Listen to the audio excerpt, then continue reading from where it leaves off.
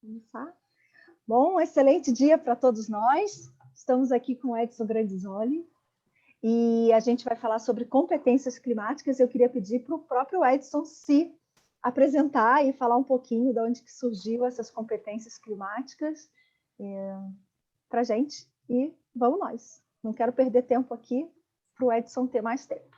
E a gente vai, então, até às 11h55 para a gente depois, às 11h55, levantar, esticar as perninhas, antes da próxima, porque hoje a gente vai até não sabe Deus que horas. Legal. Gente, bom dia a todos e todas. Obrigado, Renata, é um prazer estar aqui. Obrigado, pessoal do LC também. Muito legal essa iniciativa, né, da gente poder ter uma maratona, né? Eu acho que essa é a palavra, né? Ter uma maratona de atividades, de palestras, de diálogo, né, de conversa sobre temas relevantes aí à agenda climática. E, na verdade, eu estou trazendo um tema que são as competências climáticas, que eu imagino que a maioria de vocês nunca tenha escutado, inclusive, essa expressão, né, de competências climáticas, porque é uma expressão ainda extremamente nova, especialmente em português. A gente acha várias referências, vários artigos, em documentos principalmente internacionais, mas em português a gente ainda tem falado muito pouco a respeito de competências climáticas. Competência que é uma palavra que tem vários significados, né, dependendo do campo que você está, e ela tem uma expressividade, um significado muito grande dentro da área de educação, que é a minha área.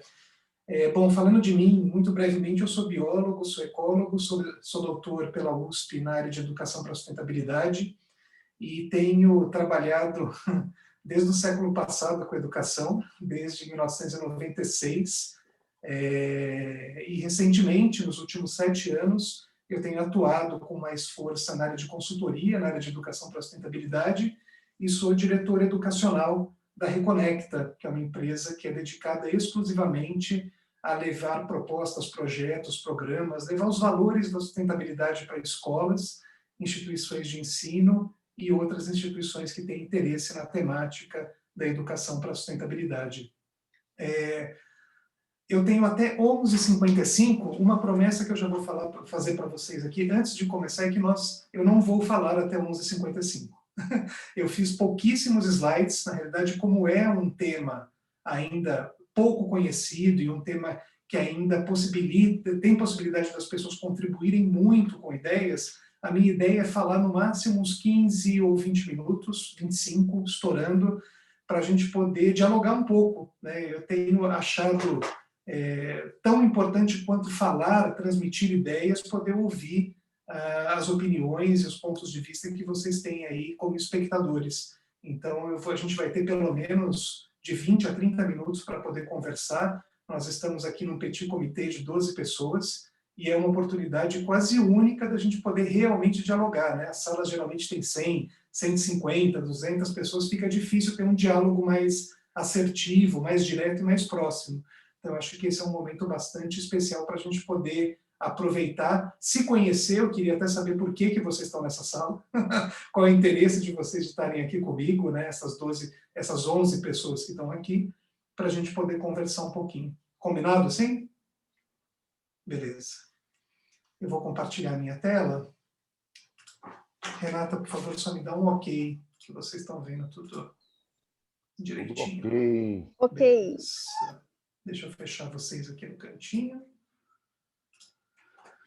Bom, como eu falei para vocês, esse é o tema que eu vou trazer e é um tema extremamente desafiador ainda, porque ele está ainda muito incipiente, né, no mundo acadêmico e em especial no mundo escolar, no mundo prático, ali no chão da escola, né, que é essa questão de educação climática, competências climáticas e como tudo isso leva à ação. Né? Não adianta só também a gente ficar na teoria, ficar criando quadros, esquemas, se isso não dialoga com a realidade da escola. E quando eu falo realidade da escola, é impossível falar no singular, né? No Brasil, a gente fala realidades das milhares de escolas em diferentes regiões do Brasil, com diferentes contextos, com diferentes condições, com diferentes culturas. Então, é um tema que, quando pensado nacionalmente, né, não só para o Brasil, mas acredito que na maior parte das nações, né, se torna um tema bastante desafiador, mas que precisa ser que precisa ser debatido, precisa ser pensado coletivamente. Como eu falei para vocês, só fazendo uma parte institucional, né? Eu sou diretor educacional da Reconecta, depois eu vou deixar com vocês aí o endereço do nosso site para vocês darem uma visitada. Tem muitos conteúdos ligados à ação climática, tem muitos conteúdos gratuitos ligados a trilhas pedagógicas, enfim, a gente está sempre alimentando aí da forma mais democrática para as pessoas poderem aproveitar esses materiais. E dentro dessa proposta do Climate e do ALC, é muito legal dizer que o movimento Escolas pelo Clima, que vocês estão vendo aqui atrás de mim, né, tem a nossa logomarca, né, o Climate Reality Project, que é o nosso parceiro nessa empreitada, que é o Escolas pelo Clima, que eu vou falar um pouquinho também desse movimento associado, como a gente tem trabalhado as competências climáticas dentro desse movimento, e eu tenho sempre orgulho de dizer que a Reconecta faz parte do Pacto Global, né, que eu acho que é muito significativa e está junto a essa agenda global, não só na Rede Brasil, né, mas essa agenda global da ONU e da Unesco. Bueno, eu imagino, vocês me desculpem, eu não tive tempo de traduzir os slides, mas imagino que inglês não é problema para a maioria de nós aqui, mas a gente vai passando aí com calma e sem pressa por cada um dos slides que estão em inglês. Esse slide é uma imagem que foi construída a partir do último relatório produzido pelo Fórum Econômico Mundial, né, que é aquela sigla que está lá no canto inferior direito, né, que é o World Economic Forum. Esse relatório, que é chamado Relatório de Riscos Globais, ele é produzido todos os anos, se eu não me engano, desde 2009 ou desde 2010, e mostra efetivamente quais são os principais riscos que o planeta, não só o planeta, as sociedades, toda a biodiversidade, estão sendo submetidos aí na última década. O relatório de 2021, ele trouxe essa imagem que é bastante didática, que traz aí os top 5 riscos globais do ponto de vista de probabilidade deles acontecerem, né, likelihood. Então a gente está falando aí desses 5 principais, que são condições extremas do tempo, agora está todo mundo encapotado aí no Brasil, na maior parte dos lugares, né, esse frio que chegou, não sei se já está sendo considerado como um evento extremo, né, mas o aumento das chuvas, furacões, ciclones extratropicais, como a gente tem visto, que tem acometido o Brasil, que era coisa que no passado não existia, pelo menos não com tanta intensidade, com tanta frequência, né? É uma das grandes preocupações de probabilidade, né? Então, eventos extremos, que é relacionado ao tópico ambiental, né? Como está escrito ali embaixo, environmental, né? A gente tem aí falha das ações climáticas, né? O que a gente está fazendo ainda parece pouco, e não só parece pouco, mas é muito pouco frente à inércia que a gente tem relacionada à emissão dos gases estufa nas últimas décadas, né? Se hoje a gente parasse de emitir qualquer tipo de gás de efeito estufa, a gente teria ainda uma inércia muito grande ao longo dos próximos anos até a gente retornar a condições passadas do ponto de vista de estabilidade climática, que também é uma problemática relacionada à questão ambiental. Os danos causados pelo homem, aí os mais variados possíveis, né? No Brasil a gente pode destacar, especialmente nos últimos 2 ou 3 anos, né, no atual governo, a voracidade sobre os ambientes naturais, especialmente sobre a Amazônia e sobre o Pantanal. Essas coisas parece que já fazem séculos que aconteceram, mas a gente teve aquele incêndio gigantesco no Pantanal, que foi agora, né? É tanta desgraça, é tanto desastre ambiental um atrás do outro, que a gente acha que ficou lá para trás, mas foi super recente, né? Toda a queimada, todo o desmatamento que está ocorrendo na Amazônia, recorde de desmatamento em cima de recorde de desmatamento. Recentemente, eu não sei se vocês viram também, saiu um artigo, se eu não me engano, na Science ou na Nature, são 2 das revistas mais importantes dentro do campo científico no mundo, né, que a Amazônia, no estado que ela já está agora, ela já para de ser um sorvedouro de carbono. Né? Chegamos naquilo que os cientistas chamavam de tipping point. Né? Chegamos num ponto onde a Amazônia já não absorve tanto carbono quanto absorvia antigamente. Então, ela já não é mais considerada um sorvedouro de carbono, o que é muito grave, né? O que é muito sério e é muito grave para o clima, não só local, regional, mas para o clima global, envolvendo todas as partes do mundo, né? Que também é um problema ambiental. A gente tem um problema que a gente está vivendo agora, né, que é o problema das sanitário que a gente está vivendo da Covid-19. Então, a gente, por probabilidade, talvez a gente comece a ver e a vivenciar maiores e mais longos e mais frequentes episódios pandêmicos, como a gente está vivendo agora. Talvez a Covid-19, sem querer ser pessimista, mas sendo realista, pode ser apenas um aperitivo do que a gente vai viver nas próximas décadas do ponto de vista de pandemias.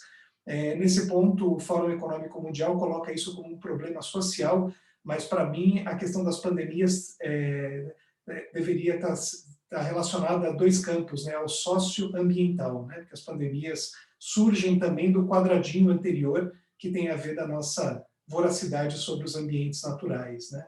E o último, relacionado a tudo isso, é a perda de biodiversidade, né. A perda de biodiversidade nos afeta também diretamente, e é uma problemática aí muito ligada ao campo ambiental. Então, nós temos aí 5 probleminhas, para ser modesto, né? 5 grandes riscos que a humanidade já está vivendo há muitas décadas e cujos efeitos, cujos problemas já estão sendo sentidos de maneira mais acentuada por todos nós. Quando a gente olha para esse quadro, né, a gente percebe claramente que os próprios economistas já estão reconhecendo que a maior parte dos desafios que a gente tem, dos riscos que a gente vive, estão dentro de uma perspectiva ambiental. Puxa, aleluia! Né? Nós já estamos falando isso, eu como biólogo, como ecólogo, já estou falando isso há décadas. Né? Os economistas parecem que estão chegando na mesma página que a gente, né? Que o ambiente é a base de absolutamente tudo, e os maiores riscos globais estão realmente, sempre estiveram, na realidade, relacionados às questões ambientais. E quando a gente fala especificamente de educação climática, a gente está falando não só nesse quadrinho, mas em todos, né? Porque as mudanças climáticas, elas são democráticas, elas afetam absolutamente todo mundo e não só uma região do planeta. E quando a gente fala de educação climática, no fundo a gente está falando dentro de um pacote que envolve todos esses grandes 5 riscos globais e todos os outros que a gente já tem vivido, né? A palavra educação climática, como é óbvio, né, traz 2 conceitos muito importantes. O conceito da emergência climática, né, a realidade da emergência climática associada a processos educacionais. Então, a gente está falando de emergência climática e educação juntos. Quais são os desafios relacionados à emergência climática, né, antes de falar de educação? Bom, eu fiz aí uma listinha também modesta de alguns itens, né? Eu podia ter 4, 5, 6 slides como esse falando dos desafios relacionados às mudanças climáticas, à emergência climática. Alguns deles são, é um desafio extremamente complexo, né? Porque ele envolve sistemas climáticos globais, diferentes tipos de culturas, sociedades, históricos, ou seja, né? É muito complicado e difícil de você fazer uma análise precisa do ponto de vista sistêmico, né? Então esse é o primeiro desafio, que é um desafio socioambiental extremamente complexo.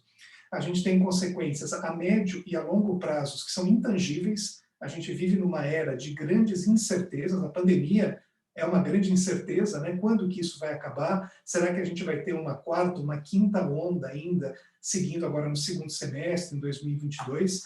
Então a gente tem aí consequências relacionadas a essa sociedade cercada por incertezas, né, por problemas e incertezas. A gente tem consequências imediatas, especialmente para as populações vulneráveis, né? Muitos de nós ainda não estamos sentindo verdadeiramente o efeito da emergência climática, mas vamos sentir, com certeza, né, se continuarmos nesse status quo, né, na manutenção desse modelo social contemporâneo que a gente tem. De novo, eu insisto, né, a emergência climática ela é democrática, todos nós vamos sentir o efeito em algum momento.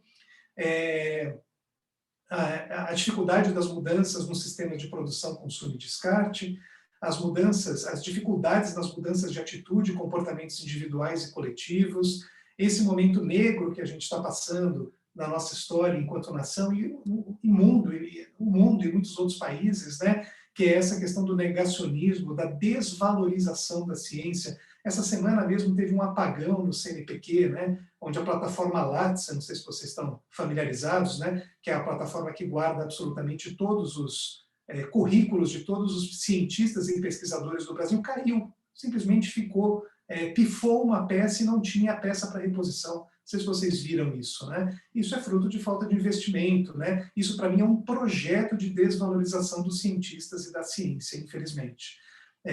Outro desafio é a questão da democratização e contextualização da boa informação científica. Aí a gente está numa bolha, né? A gente está vivendo em várias bolhas de pós-verdade, né? onde as más informações, onde as mentiras, onde as fake news, elas se propagam dentro de bolhas de pós-verdade, né? Então a gente tem várias mentalidades, vários mindsets convivendo ao mesmo tempo nesse momento histórico, que é um desafio muito grande para os cientistas, né, de falar, olha, o nosso caminho aqui ele é mais produtivo, a gente identifica o problema, busca soluções, mas essa questão da informação e da desinformação hoje, que a gente está vivendo, é um problema muito sério para todos nós. A dificuldade, o desafio de estimular espaços e tempos de participação e cocriação, como mostrou brilhantemente a Thaisa na apresentação dela, né? A gente está tendo cada vez menos espaços para sentar numa roda e dialogar sobre os nossos desafios e pensar em como co-criar soluções. E um último aí, a dificuldade de despertar novos valores e criar corresponsabilização. Numa sociedade cada vez mais competitiva e individualista, a emergência climática, a desinformação ganha espaço rapidamente e traz consequências para todos nós. Então, esses, de novo, né, sem ser pessimista, mas sendo realista, esses são apenas alguns dos desafios associados à emergência climática. E no Brasil, como em muitos outros países, a gente tem inúmeros desafios ligados também à área de educação. Também eu podia fazer 4, 5 slides para vocês sobre esses desafios, mas vou trazer só alguns pontos que eu acho que são bastante relevantes. Primeiro, e o mais óbvio, falta de grana, né? Falta de investimento em estrutura e formação de educadores. Isso também já é histórico no Brasil, né? O Brasil, que eu brinco que em educação é o eterno país do futuro, né? Nós nunca chegamos lá, né? Sempre corremos atrás do prejuízo, literalmente em várias áreas, e a educação é apenas uma delas. A gente tem cada vez mais uma distorção idade-série, não sei se vocês já ouviram falar nisso, né? Mas muitos alunos, de 14, 15 anos, cursando o 8º, 9º ano do ensino fundamental, quando já eram para estar no meio do ensino médio. A gente tem essa distorção, e isso leva ao abandono, né, rapidamente ao abandono da escola.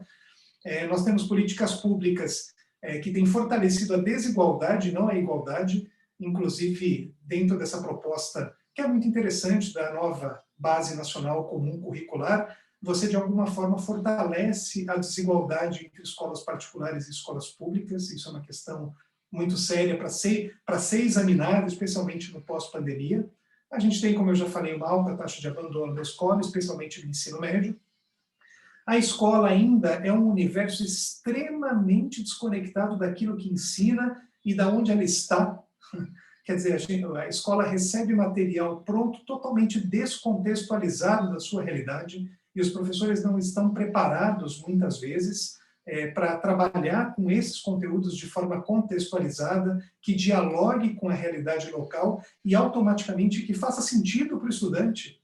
Né? Isso é muito importante, e a gente ainda insiste em achar que escola é para transmitir conteúdo. Né? Então a gente tem que mudar rapidamente, tem mudado, mas tem que mudar mais rapidamente esse status quo, né, da escola. A gente tem problemas com indicadores e metodologias de avaliação, todos são problemáticos, inclusive os internacionais, porque eles não são muitas vezes comparáveis. A gente tem problemas de desigualdade de acesso entre raças ou cores, se vocês preferirem, falta de vagas para alunos e falta de professores. Né? Muitos lugares têm mais aluno, tem mais jovens para ingressar na escola do que vagas nas escolas públicas, e em muitos lugares, e cada vez mais, falta professores, porque ninguém quer ser professor. Eu fui professor durante 20 anos, né? E cada vez mais eu via que ninguém quer ser professor, ou cada vez menos pessoas acham que ser professor é uma atividade a ser considerada no futuro profissional. Isso é muito sério, a gente vai ter um apagão se isso não mudar, né? Do ponto de vista de incentivo, de formação de professores, incentivo monetário, incentivo de investimento, a gente vai ter um apagão de professores, já está tendo e vai ter ainda mais no futuro. E a gente tem aí, que é uma coisa que pouca gente pensa, né? Que para ter escola você precisa ter transporte, você precisa ter um ambiente saudável, né? Não cercado por violência. Então tem todas as questões de estrutura e de infraestrutura das cidades que dialogam diretamente com a educação de qualidade, né? Que é o ODS 4. Então nós temos aí um panorama bastante desafiador, né? De como unir, como trabalhar com todos os desafios da emergência climática em conjunto com todos os desafios da educação. Só para mostrar mais um indicador para vocês, esse é um gráfico de 2018, se eu não me engano, que saiu aí, fonte, graças ao SAEB, né? Que mostra a porcentagem de alunos do nono ano, que é o último ano do ensino fundamental, com aprendizagem adequada em português, que é a curva azul, e em matemática, que é a curva vermelha. Você, otimista, está olhando para os números e está falando, puxa, que bom, está melhorando. Né? E talvez eu seja mais realista, eu olho para o número em si, né? Que nós temos 40% dos estudantes saindo do ensino fundamental com aprendizado adequado em português e 21% em matemática. Isso é muito sério. Né? Isso é uma coisa que tem que ser vista. Apesar de estar melhorando, a curva é ascendente, nós estamos ainda extremamente distantes de estar num patamar adequado em aprendizagem, não só nessas duas disciplinas, nesses dois componentes, mas de uma forma geral. Né? E aí, falando de emergência climática e educação, essa questão da educação climática, ela já é um caminho, e a educação como um todo, né, ela já é um caminho que tem sido falado, refalado há muito tempo. Eu peguei como exemplo para vocês a Framework Convention on Climate Change de 1992, que foi um documento que emergiu aí da Rio, um dos documentos que emergiu da Rio 92, né, da ECO 92, a reunião que teve aqui no Rio de Janeiro. E no artigo 6 desse documento, a gente já tem aí, né, falando de mudança climática, e a gente já tem esse artigo 6 falando especificamente de educação, treinamento e aumento da consciência pública. Né? Então, o papel da educação frente às mudanças climáticas já tem sido colocado nos documentos oficiais há muito tempo, há muitas décadas. Né? Só que nós ainda, do ponto de vista de implementação, de criação de metodologias, ainda posso falar que a gente ainda está engatinhando, estamos começando nessa área. Um outro documento, agora dando um salto para 2015, né, falando especificamente do documento que foi produzido no Acordo de Paris, em 2015, também traz no seu artigo 12 a importância, né, to enhance climate change education, né, aumentar aí as oportunidades, as possibilidades de se trabalhar com educação climática, treinamento, aumento de consciência. Veja que as coisas se repetem nos documentos, né? E é importante que elas se repitam, né? Para a ONU, para a Unesco e todos os países aí que participaram e participam do Acordo de Paris, lembrar que educação não é o caminho. Apesar de eu ser educador, eu não fico fazendo apologia só à educação. A educação é um componente fundamental dessa mudança. Né? Então, e ela está sempre presente ali nos documentos e a gente ainda caminha muito lentamente. Né? Os problemas caminham muito mais rápido do que as soluções que a gente tem proposto nos últimos anos. Então, é fundamental que a gente olhe no Brasil de forma mais contextualizada para como trabalhar nas escolas com educação climática. E aí, gente, quando a gente, agora estou falando a gente aqui, né, do nosso lado da Reconecta, do Escolas pelo Clima, a gente resolveu aportar nessa ideia do desenvolvimento de competências climáticas. Como eu falei lá no começo, competência é como é que eu vou chamar? É um conceito mesmo, né? É uma ideia muito potente no mundo da educação. A ideia de competência já vem sendo trazida em muitos documentos anteriores à Base Nacional Comum Curricular, agora de 2018, e nessa base eu gosto da definição de competência que a base traz, né? Que competência é definida como a mobilização de conhecimentos, conceitos e procedimentos, habilidades, atitudes e valores para resolver demandas complexas da vida cotidiana, do pleno exercício da cidadania e do mundo do trabalho. A educação deve afirmar valores e estimular ações que contribuam para a transformação da sociedade, tornando-a mais humana, socialmente justa e também voltada para a preservação da natureza, mostrando-se também alinhada à Agenda 2030 da ONU. Esse texto aí eu tirei quase literalmente da base. Então, a ideia de competência, ela vem de uma mobilização, eu gosto dessa palavra, né? De você desenvolver capacidades, mobilizar diferentes habilidades para resolver problemas, para criar, não só para resolver problema, que a gente não veio para o mundo para resolver só problema, né? Para criar novos conhecimentos, para usar a nossa criatividade para a arte, para a cultura, enfim, né? Competência é aquilo que você tem, que você desenvolve, não só na escola, mas ao longo da vida inteira, que você mobiliza essas habilidades para diferentes propósitos, para diferentes finalidades. E quando a gente fala em competência climática, eu sigo muito a ideia do documento do relatório Delors, né, que foi feito em 1996, que traz 4 pilares da educação para o século XXI. Esses 4 pilares, que foram selecionados, né, entre outros, né, para se trabalhar com elementos da competência climática, são o aprender a saber, o aprender a fazer, o aprender a ser e o aprender a viver juntos, né? Esses termos em si, eles são muito elegantes e eu gosto muito, né? De novo, eles foram, a referência está aqui embaixo no cantinho para vocês depois, né? Do relatório Delors. É muito interessante, né? A palavra aprender a fazer, aprender a saber, aprender a ser. Mas isso o que reflete do ponto de vista de competência? Reflete nisso daí. Aprender a fazer, a saber, é você ter acesso ao melhor conhecimento possível, de preferência o conhecimento científico, quando a gente fala de educação climática, e esse conhecimento, não simplesmente você receber conhecimento, mas você produzir conhecimento, né? Você gerar conhecimento a partir da sua realidade. O aprender a fazer tem a ver justamente com o desenvolvimento de diferentes habilidades. O aprender a ser tem relação com você desenvolver diferentes atitudes e diferentes valores, né? Não estou falando aqui, não estou fazendo um juízo de julgamento, né? Que valores são bons ou ruins, que atitudes são boas e ruins, mas atitudes e valores que vão ao encontro da gente resolver essa problemática climática que a gente está vivendo. E aprender a viver junto é você justamente desenvolver competências ligadas a um comportamento social, né? Porque não existe sustentabilidade, não existe uma sociedade baseada em educação onde a gente não tenha relacionamentos de qualidade, né? Então, o comportamento e o que a gente faz no nosso dia a dia afeta não só a minha família, mas afeta a todos e a todo o planeta, né?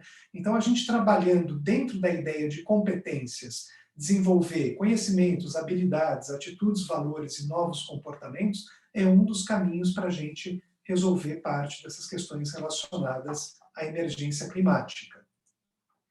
E aí eu trago isso para próximo da gente, né? No começo de outubro do ano passado, nós da Reconecta lançamos o movimento Escolas pelo Clima. Se vocês quiserem saber um pouco mais de detalhe, basta entrar no nosso site, vocês já vão ver lá essa logomarca, é só clicar, tem toda a descrição do projeto, o que a gente pensou, o que a gente tem feito. A ideia do Escolas pelo Clima, como movimento, criar uma comunidade de práticas, isso é muito importante, né? Não só uma comunidade que recebe informação, mas uma comunidade que produz ação climática, que gera ação climática.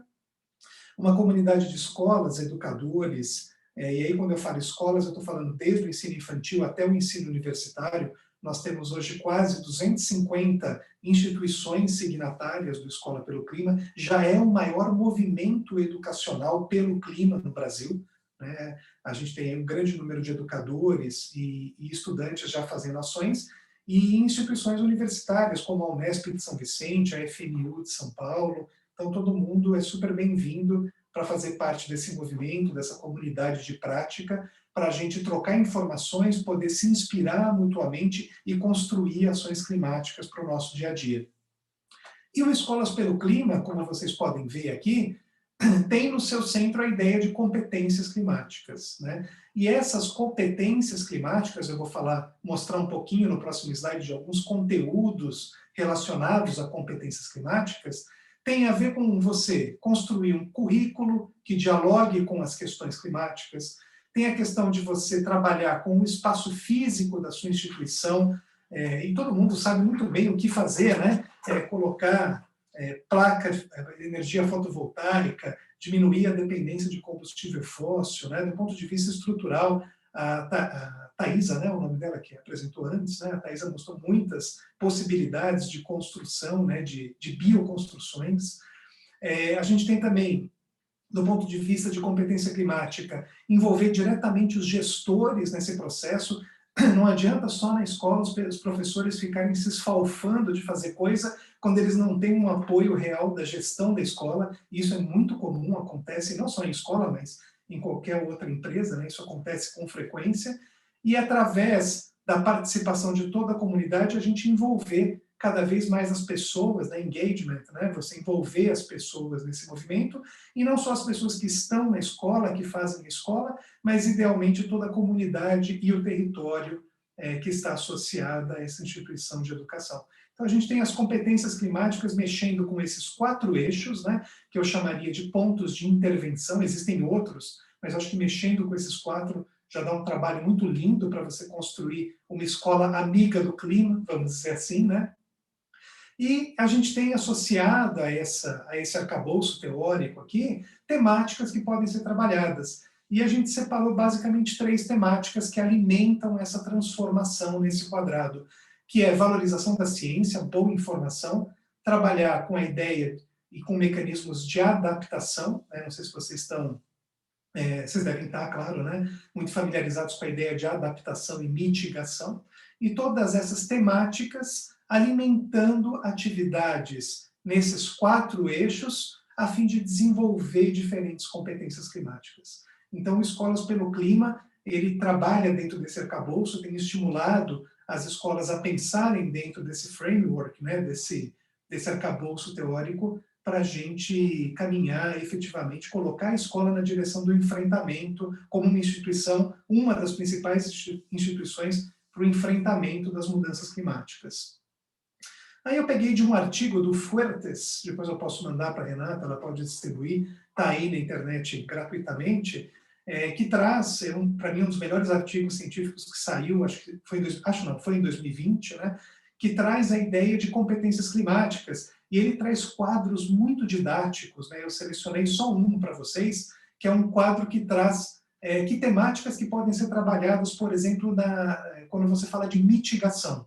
Então ele traz aqui, né, criação de políticas em diferentes níveis, inclusão da ética, trabalhar sempre olhando a perspectiva de diferentes interesses e perspectivas, os desafios sociais, avaliação econômica, design, enfim, né? Tem aqui uma série de conteúdos, né? Às vezes isso falta, né? Para a pessoa, puxa, mas eu quero trabalhar, mas onde que eu começo? Então esse artigo, ele dá, e a gente trabalha muito com essas ideias, e a gente tem desenvolvido as nossas também, próprias do Escolas pelo Clima, né? De trabalhar com todos esses conteúdos, só que dentro daquele arcabouço que eu mostrei para vocês ali, né? Trabalhar, então, mitigação, olhando para o currículo, para a gestão, para o envolvimento da comunidade, para o espaço físico e assim por diante. E aí vem a grande pergunta sempre, né? Mas, puxa, mas como fazer isso na escola? Está tudo aí, e como que eu faço isso? Também vou trazer isso de maneira muito simplista, mas eu acho que uma das melhores formas da gente realmente não ficar entravado no como fazer, né?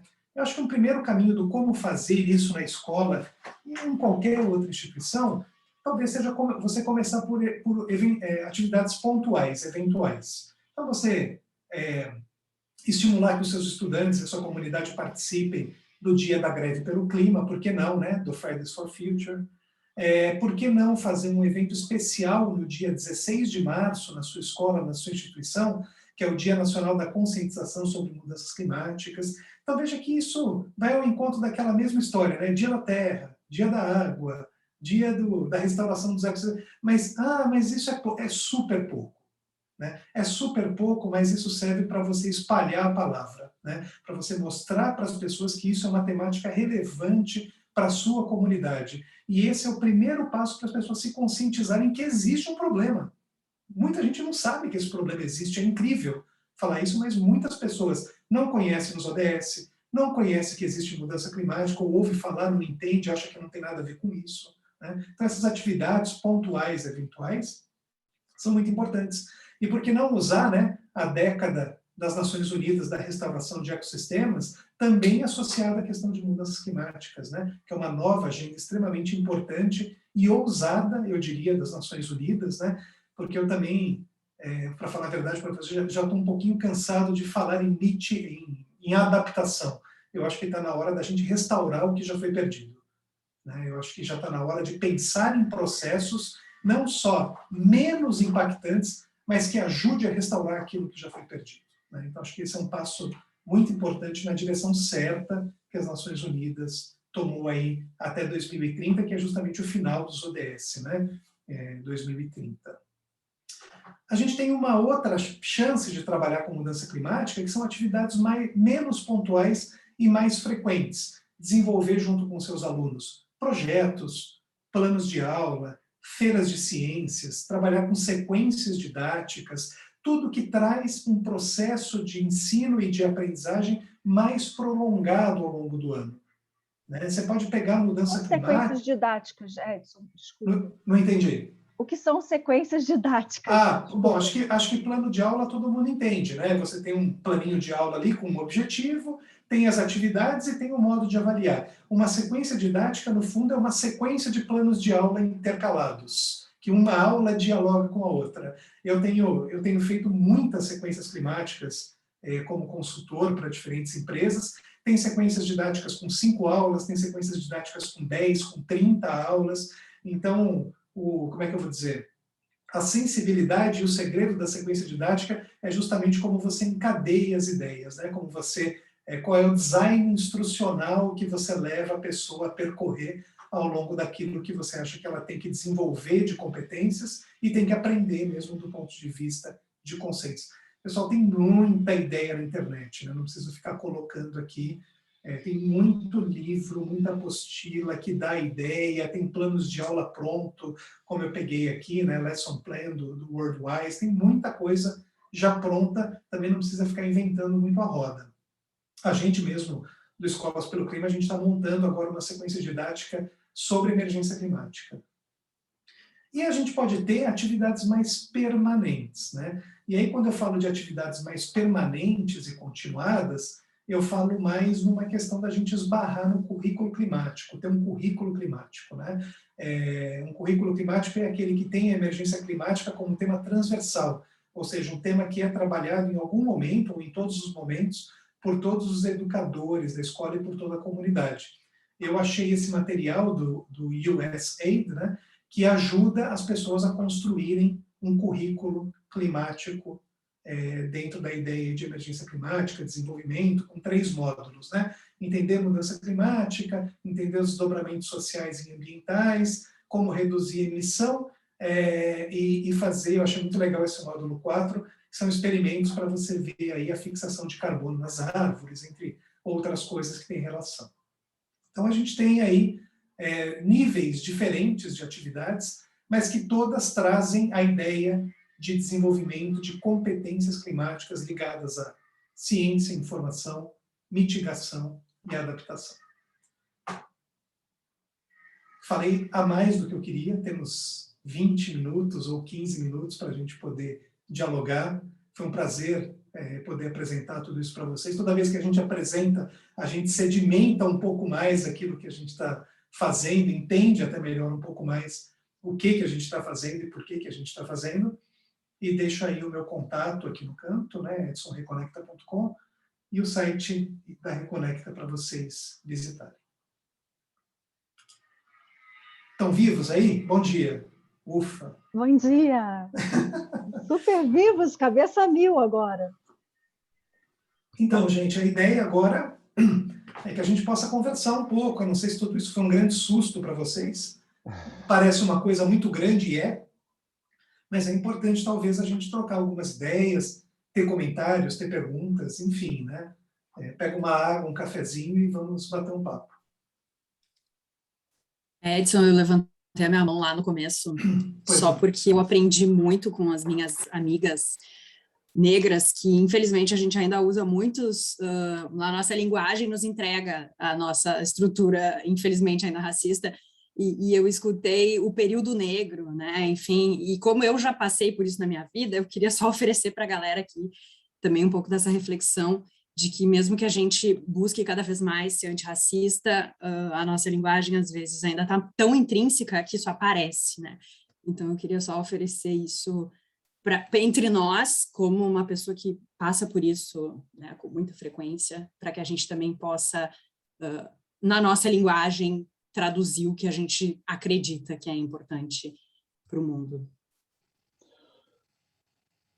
Isso é interessante. Você falou isso, eu me lembrei de um amigo meu, ele fazia parte de um conselho, ele é negro, e sempre que alguém dizia alguma palavra assim, ele aí trazia isso, né? A coisa está preta, não sei o quê, ele aí sempre trazia brincando. Aí uma vez ele disse isso, a coisa tá, ele sempre falava assim, não, a coisa está branca, está amarela, está verde, está azul. Aí um dia, numa reunião, ele disse, não, porque a coisa ele falou a coisa está preta na reunião. Aí eu disse, não, pare, a coisa está amarela, está branca, está vermelha. Ele aí se lascou de dar risada. Mas é importante a gente estar atento. Esse é um detalhe, né? É interessante a gente ficar sempre observando isso, que no fim a linguagem ela fala muito sobre a maneira que o mundo, né, trata as coisas, assim, a percepção, o comportamento. Mas eu fiquei fascinado pelo processo. Eu queria entender como é que eu faço parte dessa escola aí, pelo clima. Gostaria de integrar, de conhecer melhor, e fiquei bem curioso para entender como é que funciona. Legal, basta você entrar no site da Reconecta, buscar ali a logomarca, tem todo um tutorial, você pode participar como pessoa física ou representando uma instituição. E ali tem todo um termo de compromisso que você vai assumir de desenvolver atividades, seja pessoais, seja coletivas, institucionais, de atividades que dialogam com essa questão da emergência climática, né, buscando soluções. Edson, eu estava até assim confidenciando para a Renata que eu apaixonei, fiquei encantada, porque eu sou pedagoga, né,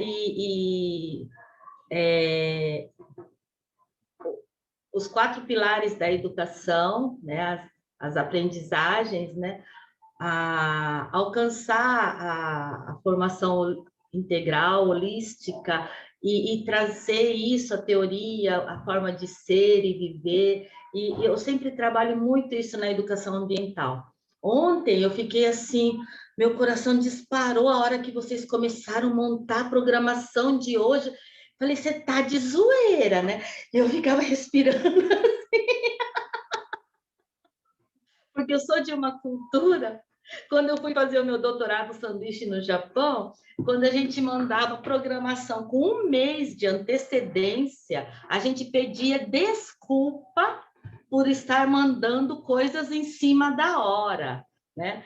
E aí eu fiquei assim, o meu coração começou, o quê? Eles estão colocando coisa para fazer amanhã? E eu falei assim, não acredito, tá entrando coisa. Gente, esse povo é demais de porreta. Aí, hoje, vendo você apresentar, aí eu comecei a respirar, e falei, agora, na próxima, eu já sei que eu também tenho alguma coisa que eu possa oferecer, né? Eu consegui começar a fazer as pontes das coisas que a gente trabalha, né? E comecei a enxergar essas possibilidades. Então, foi muito importante assistir a sua contribuição, né? E aí já dá bastante... a gente já começa, né, a borbulhar coisas... dá para fazer isso, dá para fazer aquilo, dá para mexer assim, dá para trazer aquela proposta, e eu vou grudar no Reconecta para ir aprendendo mais também. Obrigada, viu? E parabéns. Obrigado, A gente Lúcia. tem 2 mãozinhas, que é a da Nanda e do Luan também. Falar. Nanda, pode falar se quiser. Oi. Não, então, fiquei também bastante impactada, bem agradecida e pensando assim, né, sobre essa dinâmica, porque mais do que essa questão de montar uma programação em cima da hora, é mobilizar o movimento de troca, né? O que você... Porque, assim, a Escola da Ponte, em Portugal, ela funciona um pouco assim, né? A pessoa escreve o que ela quer ensinar, o que ela é capaz de ensinar, e as pessoas colocam o que elas querem aprender, e assim vão desenvolvendo, né? Então, eu acho que esse tipo de ensino-aprendizagem é muito legal. Eu fiquei de ontem para hoje pensando assim, meu Deus, eu coloquei aquilo lá, como é que vai ser? Fiquei imaginando, falei assim, não, eu não vou escrever, não vou, porque não vai dar tempo. Então, eu separei algumas coisas, fui montando, né? Até pensei em também usar slide, mas falei assim, não, eu não vou pegar, porque eu vou aproveitar esse espaço, né? E muito me impressionou que vocês chegaram com slides super interessantes, né? Já Não, prontos. mas o Edson, a Thaisa, eles eram os palestrantes âncora, né? Eles foram contatados, né, com antecedência e convidados, né, e aceitaram, né? Então é um pouquinho diferente, né? Pois é, Mas mas ainda assim, assim, até isso eu achei legal, porque fica muito democrático, porque assim, eles estão aqui, tem outra sala ali. Então, nem isso está sendo tratado diferente, entendeu? Tanto que eu tinha reparado na programação, claro, fiquei super motivada, mas sabe essa sensação de que não é nem isso, tipo, não tem que ir todo mundo para aquela sala naquele horário, entendeu? Isso é muito legal. Então, só queria, assim, chamar a atenção para isso, que é uma coisa que é muito horizontal e que aqui nas comunidades indígenas, por exemplo, aqui em Roraima, né, as assembleias, elas são totalmente assim. Todo mundo pode falar, né? Então, desde o vovô até o jovem, tem algo para oferecer, tem algo para colocar, e principalmente ouvir, porque a gente fica ouvindo, às vezes, de 7 da manhã às 11 da noite, de boa, porque é aquela sensação de diálogo, né? Então, só queria colocar isso. E pedir, Edson, que se você tivesse material em português, eu gostaria muito de ler, porque o meu inglês ele é macarrônico, aí eu fico bem triste quando eu não consigo aproveitar 100%. Obrigada. Bom, o que você pode ler, quase nada, viu, Ana? Desculpa. Sobre competência climática, especificamente, eu tenho pouquíssima coisa, assim, que não fala diretamente sobre isso, né? Mas Então, Edson, desculpa, mas eu trabalho com línguas indígenas. Sim. E muito me dói, no Brasil, pessoas maravilhosas debatendo essa questão e a gente não ter um material consistente em português. Uhum. Porque, assim, a ciência, a gente vai deixar nessa onda de tem que ter inglês, senão não tem? Não. A gente tem que defender o que é nosso. Por exemplo, os indígenas, pouquíssimos sabem inglês, mas muitos sabem português. E eles têm conhecimentos fantásticos para agregar nesse processo. Né? Então, só um apelo aqui. Na verdade, é uma questão histórica, né? Esse assunto ele nasceu com mais força fora, é mais debatido fora há muito mais tempo, e agora que essa ideia está chegando com um pouco de força no Brasil, né? Então é uma questão de temporalidade, não é uma questão de desinteresse, né? Eu acho que o interesse ele vai aumentando com o tempo, como surgiu para mim o interesse, né? E se você quiser ler alguma coisa em português, eu aconselho o texto que eu produzi no Porvir, acho que foi no meio do ano passado. Se você colocar o meu nome, Porvir, Educação Climática, você vai achar esse texto em português. Se você puder pegar, Renato, o link. Mas tem pouquíssima coisa, eu já posso te falar isso. Vai aumentar, mas tem pouquíssima coisa. Eu vou falar bem rapidinho, porque tem mais gente que quer falar também, o tempo tá acabando. Mas eu achei muito boa a oficina. Você perguntou no início por que a gente escolheu ela e, sinceramente, é porque eu achei o nome interessante. Eu não conhecia tanto sobre essa questão de competências climáticas e eu vi e falei, vou ver sobre o que é. E bateu muito, porque eu tô com o pessoal da minha escola, coordenação da minha escola, a gente tá fazendo um projeto de sustentabilidade, de começar a fazer uma educação climática dentro dela. E aí quando eu vi que era sobre educação, sobre tudo relacionado, eu achei incrível. Eu acho que abre muito, né, tipo, esses horizontes. Tanto que a primeira coisa quando minha escola me chamou para ajudar eles foi: se inscreve no Escolas pelo Clima, coloca o nome de vocês lá, porque a primeira coisa que eu mandei eles fazerem foi isso, e eu achei isso muito legal. E foi ótima a oficina. Eu acho que abriu muitos horizontes e colocar em prática essas coisas agora. Achei incrível. Legal, Luan. Obrigado pelos elogios. Eu já coloquei aqui, só lembrando que no nosso Kanban, na aba Feitos, vocês vão encontrar tanto o e-mail do Edson, quanto os links tanto da Reconecta, quanto dos Escolas pelo Futuro, da Reconecta, e agora também esse por vir. E se o Edson compartilhar depois a apresentação, eu também vou colocar na nossa pastinha junto com a gravação de hoje. Vai lá, Maíra. Oi, gente. Eu estou aqui de carona, mas acompanhando tudo. Fantásticas as duas apresentações. Edson, eu fiquei bem curiosa assim, com aqueles elementos, né, das competências, quando você traz ali os 4 elementos. E de ver, assim, foi legal ver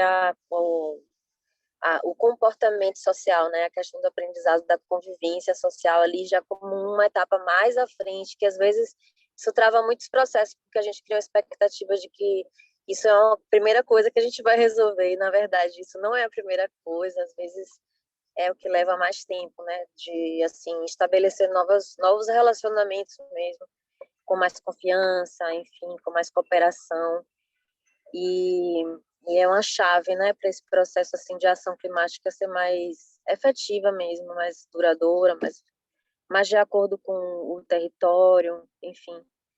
Aí fiquei muito feliz de ver isso, fiquei bem curiosa de aprender mais. Obrigada.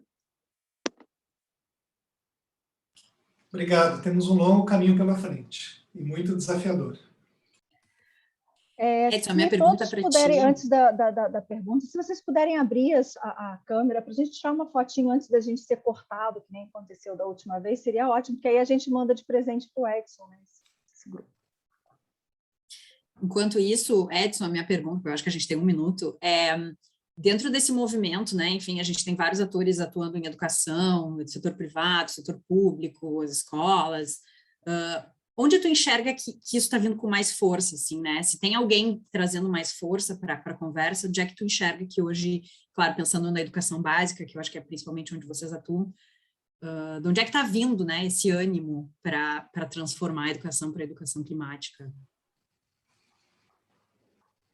Eu não enxergo esse movimento com muita expressividade ainda no Brasil. Eu acho que ele tem vindo principalmente pelas ações da sociedade civil.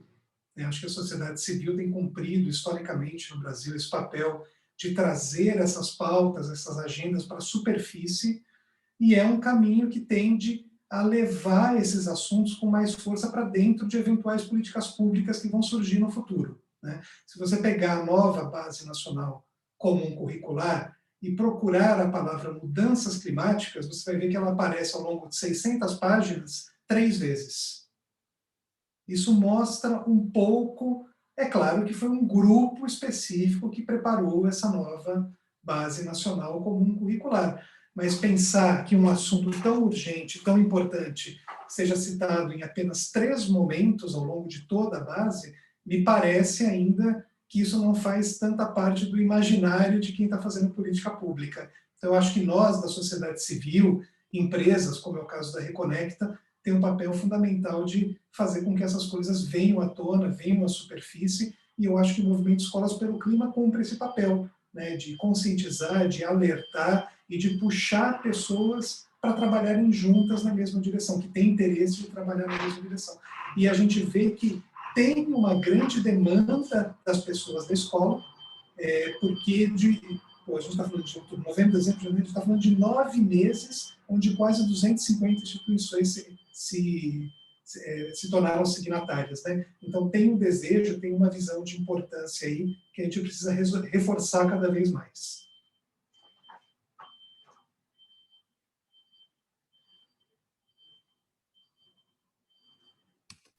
Maravilha, eu tive que atender o telefone aqui, essa coisa. Edson, última pergunta, estou falando? Alguém está me desativando aqui, está aparecendo para mim, mas tu enxerga que dentro do mundo da educação, seja ela básica, informal, superior, qualquer uma delas, né, tem esse movimento está um pouco mais forte em algum lugar ou está fraco para tudo que é lado? Não, eu acho que não dá para mapear dentro de toda a diversidade que a gente tem no Brasil inteiro, né? Eu desconheço muitas ações que estão sendo feitas no Centro-Oeste, no Nordeste, certamente tem muitas ações ainda que têm um apelo local muito grande, mas nós temos, por exemplo, uma ação muito importante que vem do governo federal, que é do CEMADEM, né? Que é o Centro de Monitoramentos de Desastres Naturais, alguma coisa assim, a sigla, né? Que tem aí já há muito tempo uma preocupação nessa área de educação, mudanças climáticas e desastre. Então é muito variado, né? Eu acho que a gente está ainda num terreno bastante aberto, que a gente pode trabalhar, pode criar, e o que a gente tem que fazer é justamente, primeiro, levar a mensagem para depois construir juntos, né? Não adianta cada um ficar fazendo em separado, a troca de ideias, o diálogo, a coparticipação, ela é fundamental, porque uma ideia que pode surgir lá no Nordeste pode ser muito interessante para escolas aqui no Sudeste ou no Norte. Então, essa formação dessa rede, né, com toda essa conectividade que a gente tem agora, né, disponível, é fundamental que as pessoas tenham, de novo, né, que eu coloquei no meu slide, que tenham espaço e tempo de troca de ideias, de criar juntas.